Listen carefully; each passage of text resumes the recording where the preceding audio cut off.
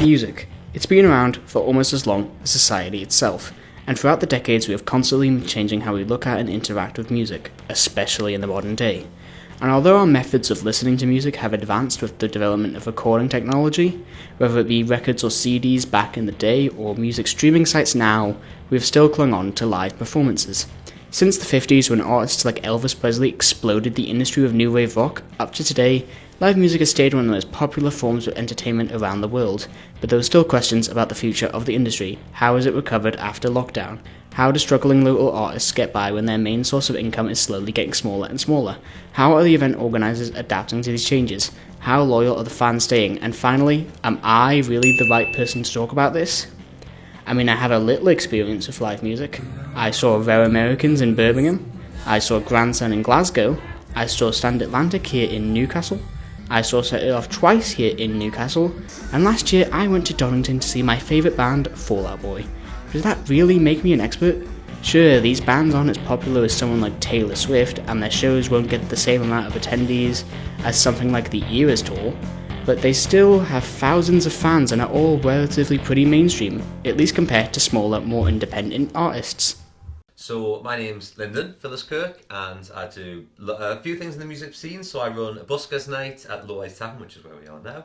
I'm in a covers band full-time, so I gig Friday, Saturday, Sunday, so I'm gigging tonight as well.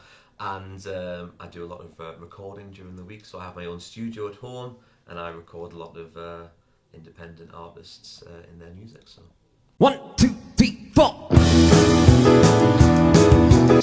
The band was a band before I joined for a few years. They went to the same high school, they went to Joe Stevenson, and they came to my sixth form to do music.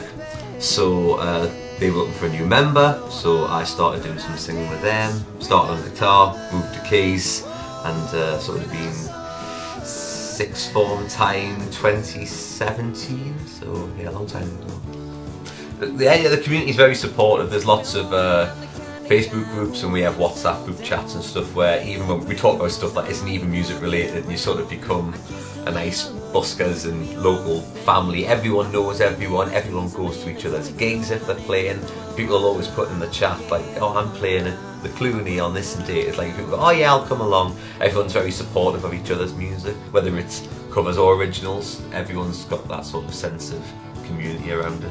Hesitant is right, as according to a brand update report done by Live CEO John Collins, 11% of people don't ever think about going to gigs anymore.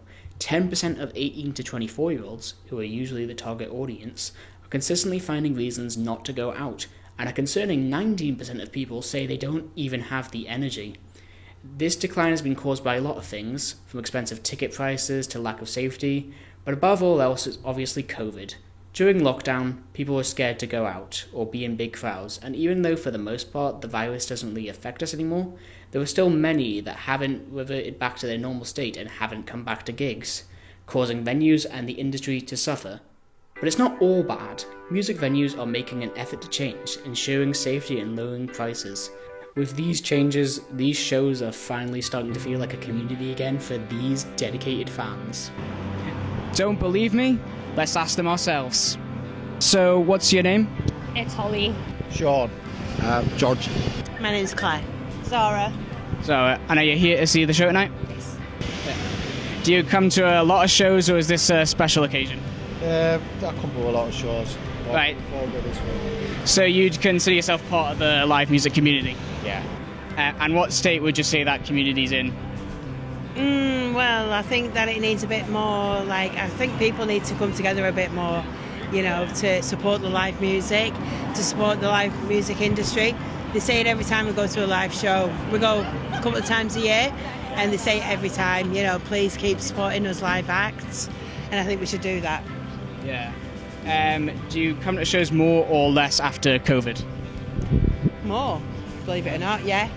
And do you think that's the case for everyone or just you? I think it is the case for most people, but I think the prices just deters people. Right. But are you going to keep coming to more shows? Yeah. Yeah. I am, yeah. Yes, of course I am. I certainly am, yeah. Right, thank you.